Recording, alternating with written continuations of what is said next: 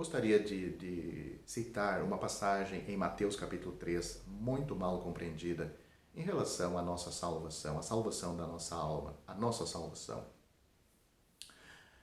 É um incidente que ocorreu com João Batista, quando ele batizava as pessoas no Jordão. Eu vou ler 2 versículos, mas você pode ler os versículos anteriores e posteriores a estes que eu vou citar. Mateus capítulo 3, versículos 5 e 6.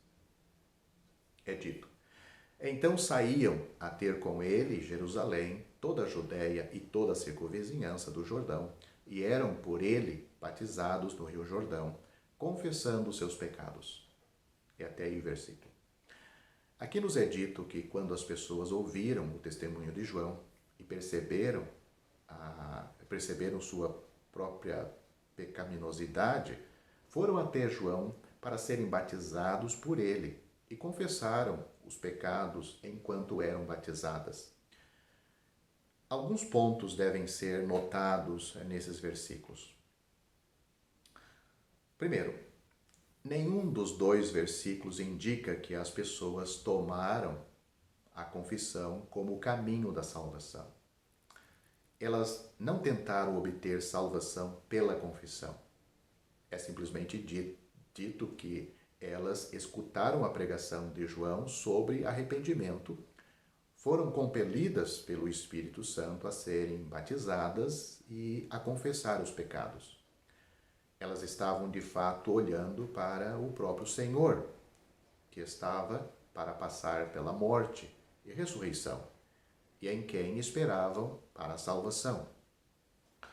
Embora João batizasse, suas mãos estavam, na verdade, conduzindo-as ao Senhor Jesus, que estava entre elas.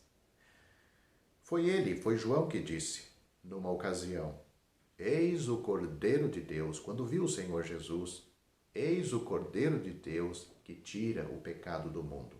Pode ler João capítulo 1, versículo 29. O batismo relacionado à igreja e o de João Batista referem-se ao Cristo que morreu e ressuscitou. João prontamente admitiu quão pequeno ele era, declarando: convém que ele, Jesus, cresça e que eu diminua. João capítulo 3, versículo 30. E que o povo não devia crer nele, mas naquele que viria, ou seja, Cristo. Embora tivesse preparado o caminho, ele, João, não era o caminho. O caminho era aquele, Cristo, que viria e que ele anunciava. Como então as confissões eram feitas? Como João não falou para eles confessarem seus pecados, seus ouvintes devem tê-lo feito por si mesmos. Suponhamos que um pregador do Evangelho hoje acabou de testemunhar pelo Senhor, pregar o Evangelho, sem nenhum tipo de persuasão, ordenança, exigência ou sugestão. Os ouvintes tenham sido profundamente iluminados por Deus na consciência em relação aos seus pecados. Então, eles são compelidos a admitir que cometeram certos pecados específicos. Nisso podemos ver a operação do Espírito Santo neste pecador e nunca me oporia, ia me opor a esse tipo de confissão aberta diante dos homens, se um pecador assim o que quisesse e fizesse. Se João tivesse dito que um homem não poderia ser salvo ou perdoado a menos que confessasse seus pecados, e se João realmente tivesse encorajado, impelido, ordenado e induzido as pessoas a confessarem seus pecados, então suas ações dificilmente iriam igualar-se ao que está registrado em Mateus capítulo 3, versículo 6. De acordo com esse versículo, os ouvintes confessaram seus pecados por conta própria. Eles não foram encorajados por João. Não vemos nenhuma citação, não vemos nenhum pensamento nem perto disto. Não quero que presumam que não creio na confissão de pecados. Não para a salvação. O crente, pessoa salva, deve fazer isto a Deus, o Pai, após ter cometido algum tipo de pecado específico. Porém, recuso-me a aceitar a confissão como um meio para a pessoa ser salva.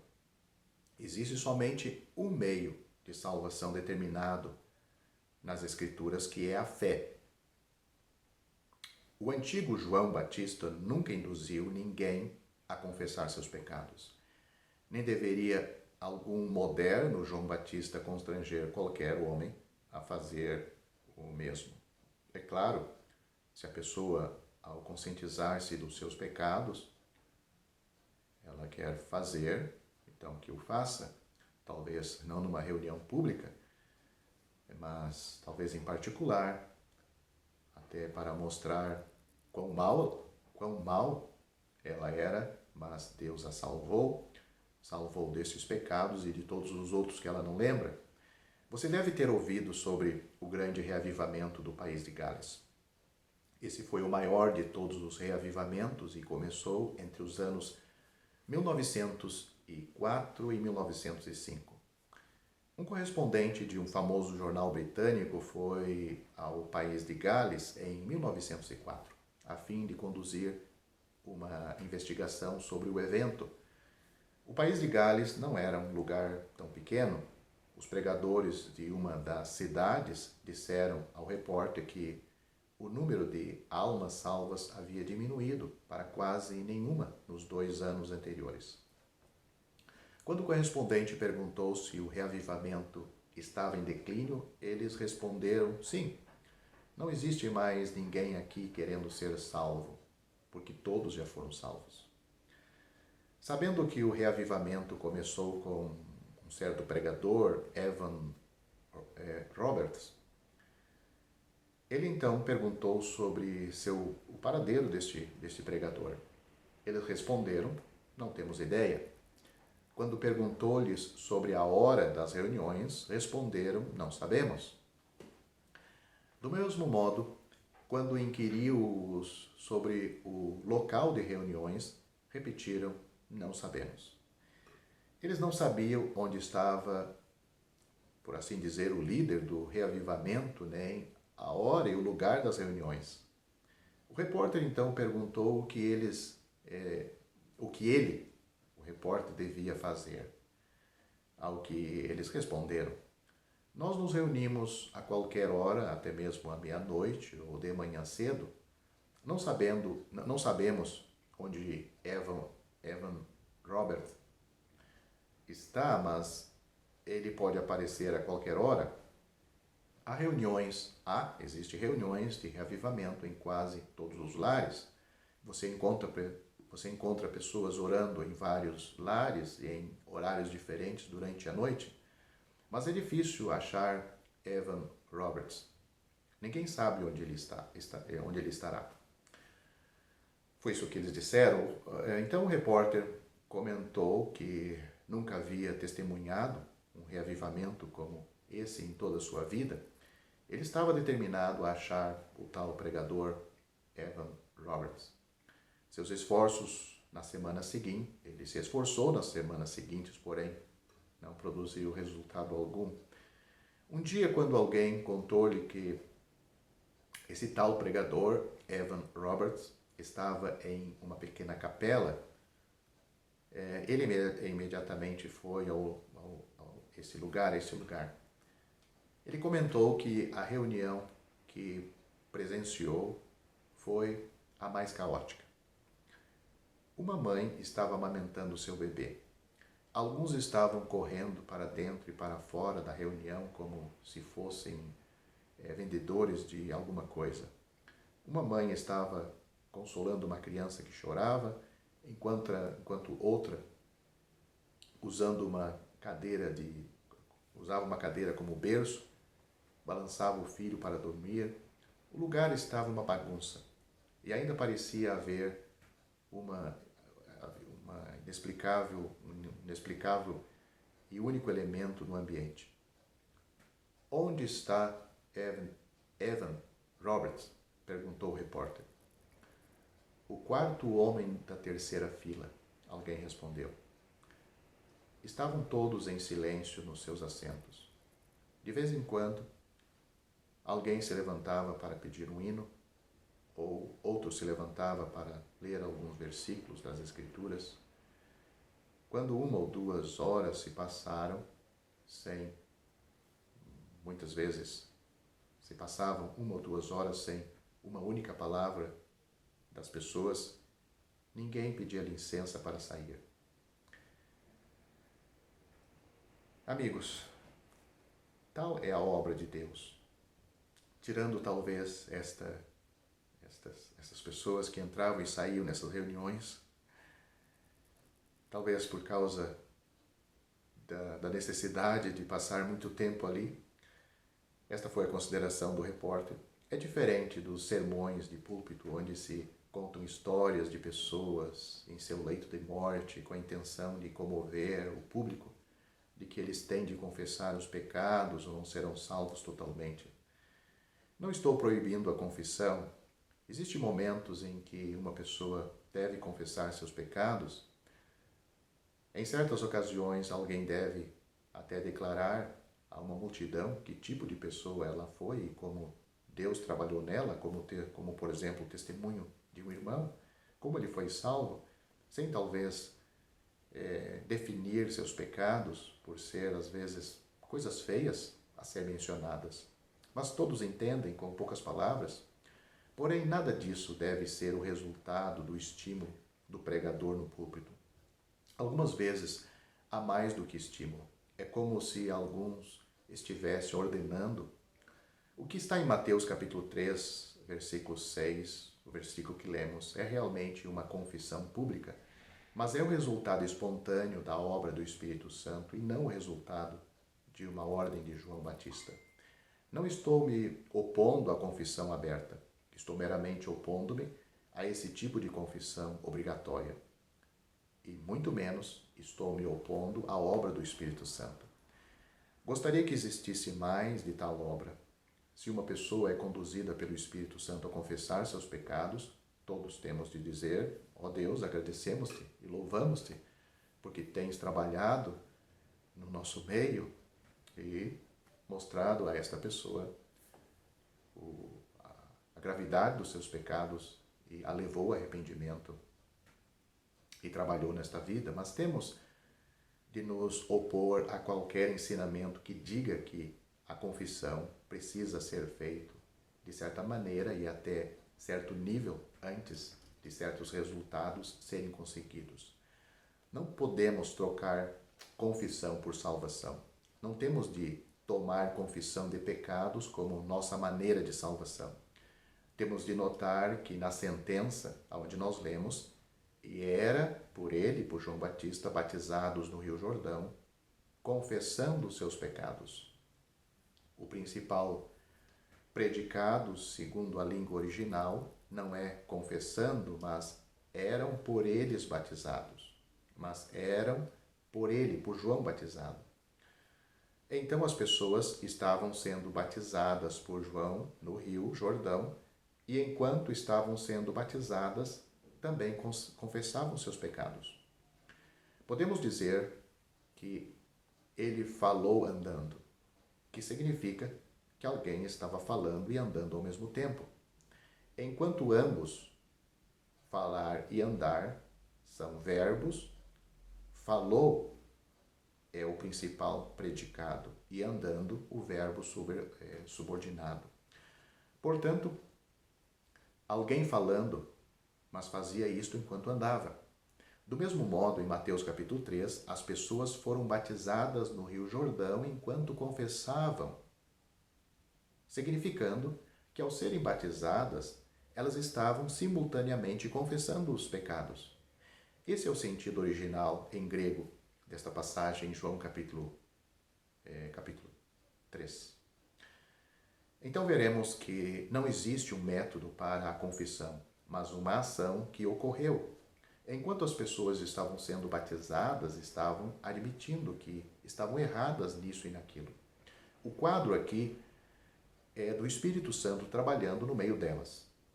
Mas o que era mais do que uma obra reguladora.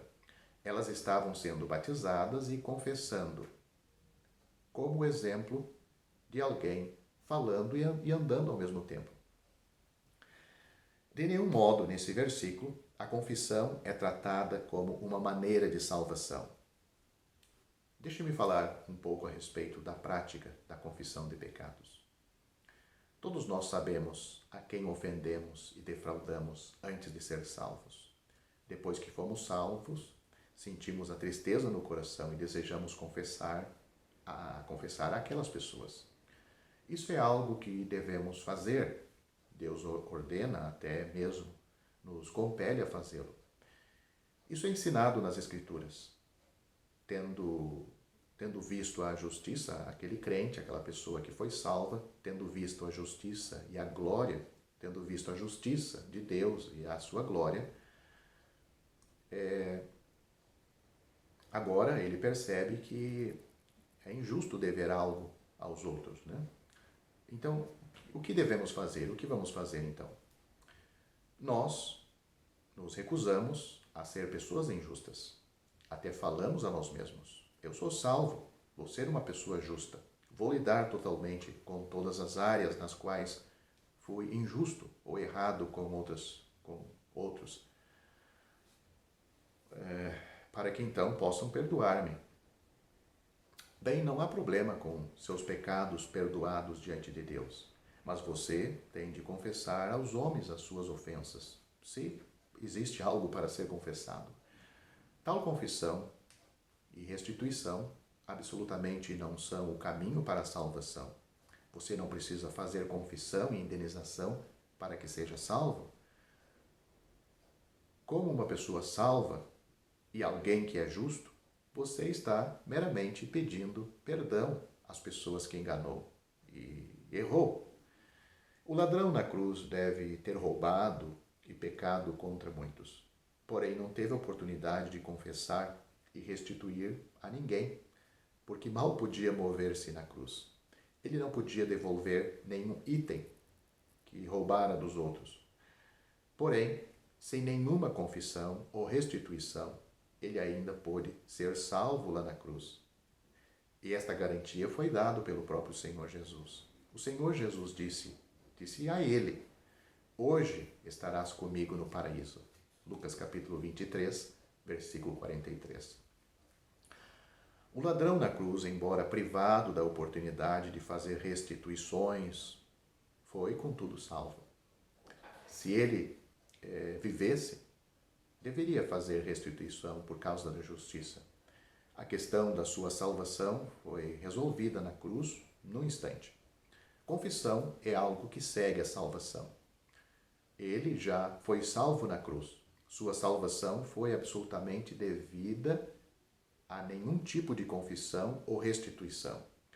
Se ele confessasse seus pecados mais tarde, isso não o teria salvo ainda mais. Aqui é mostrado claramente que a salvação é pela fé, enquanto a confissão é uma expressão espontânea do viver cristão. Já que agora conhecemos nosso Deus justo, desejamos clarificar problemas dos nossos pecados diante do homem, diante de pessoas que nós erramos. E existe a necessidade disto. Sentimos, somos impelidos pelo Espírito Santo.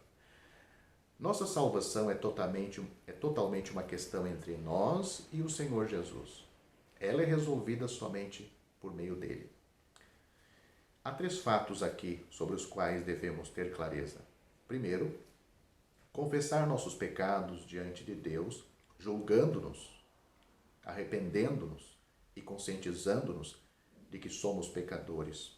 Tudo isto é feito diante de Deus. Isto nos leva a ter fé e a receber o Senhor Jesus como nosso Salvador. Segundo ponto, então este é o primeiro ponto, um assunto entre nós e Deus. Reconhecemos os nossos pecados, nos arrependemos, cremos em Cristo como nosso Salvador. O segundo ponto, depois que fomos salvos, tornamo-nos conscientes de nossas ofensas contra outros e desejamos clarificar, ajustar isto. Desejamos fazer até a restituição e confessar aquelas pessoas que defraudamos, e então poderemos viver uma vida justa na terra, dando testemunho da nossa salvação até essas pessoas. E terceiro e último ponto, depois que fomos salvos, quando o Espírito Santo trabalha em nós, já não temos muito prazer em contar aos outros que tipo de pecadores éramos, quantos pecados cometemos, especificando em detalhes. O crente não tem prazer em fazer isto. Não sei se isso está claro ou não para você. Nunca valorize demais a confissão de pecados diante dos homens. Temos de colocá-la no seu lugar estabelecido pela Bíblia, já que a Bíblia nunca considera como um caminho para a salvação. Também não devemos considerar a confissão de pecados assim. Graças a Deus foi o Senhor Jesus quem me salvou. Não me salvei. Graças a Deus foi a cruz de Cristo que me salvou. Não sou salvo por minha própria cruz. A cruz de Cristo fez a obra de salvação. Eu confiei nele. Eu criei nele, pois é isto que a Bíblia diz. Pela graça sois salvos por meio da fé. Isto não vem de vós, é um dom de Deus. Não vem das obras, para que ninguém se glorie. Efésios capítulo 2, versículos 8 e 9. Crê no Senhor Jesus Cristo e você será salvo. Atos capítulo 16, versículo 31. Já estão disponíveis para leitura os comentários do Novo Testamento e do Antigo Testamento de João Nelson Darby. Estão nos formatos de livro, e-book, também aplicativo para o celular Android. Visite o nosso site www.palavrasdoevangelho.com.